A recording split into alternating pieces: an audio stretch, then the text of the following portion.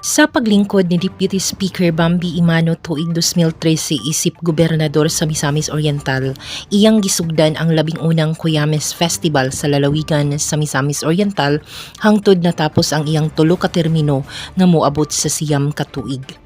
Sulod sa maong mga katuigan, hinay-hinay nga naila ang lalawigan sa Misamis Oriental sa iyang pagkaon nga sagad gama sa lubi, sa kultura, nindot nga mga atraksyon, ug bisan sa national ug international stage sa mga beauty pageant gumikan sa maayong pag-organisar sa usa sa highlights nga Cuyames Festival nga Miss Cuyames. Nagsimbolo ang Cuyames Festival sa kultura, agrikultura ug identifikasyon sa probinsya, hilabi na ang Cuyames nga lubi nga labihan ka importanteng produkto sa lokal nga panginabuhian. Dihang milingkod si Imano isip kongresista sa Distrito 2 ni atong tuig 2022, usa sa labing unang House Bill nga iyang giduso ug gipangamahan mao ang House Bill number 6551 kun an act declaring Cuyames Festival as an official festival of Misamis Oriental. Ang giduso nga balaod nun miagi pa og daghang proseso sa plenaryo sa Kamara Baha nga gipakigbisugan ug gipasabot ug maayo ni Congressman Imano sa hawanan sa Kongreso ug sa Senado.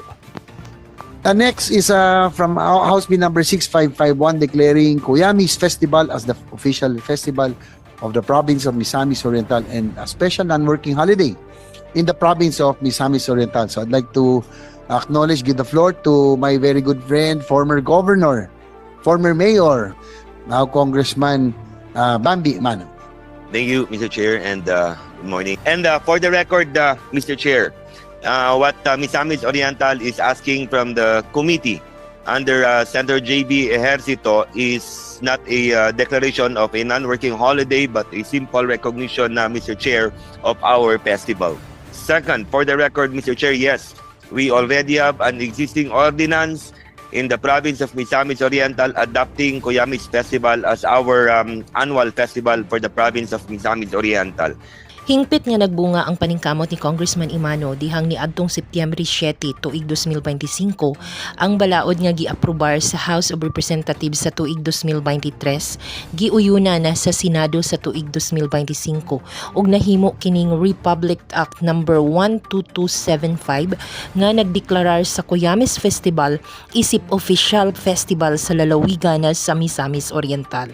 Gawas nga adunay budget alang niini, lakip sa benepisyo nga matagamtaman sa Misamis nun nga ang ikaduhang Biyernes sa bulan sa Enero gideklarar nga special non-working holiday sa tibuok lalawigan sa Misamis Oriental. Mr. President, I move to consider on third reading House Bill number 6551, the bill declaring Cuyames Festival. So move, Mr. President. Any objection? Hearing none, Secretary is directed to comply.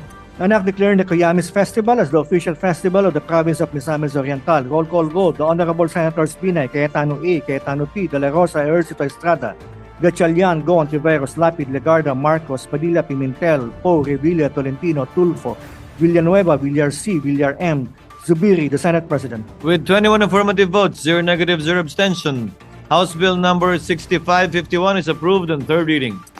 Karong tuiga alang sa ika-13 ka tuig, tanan nga kalihukan alayon sa Cuyames Festival ubos na sa mando sa balaod ug bisan kinsa nga gobernador ang mudumala sa lalawigan, ang Cuyames Festival maoy opisyal nga dalhon ug isilibrar.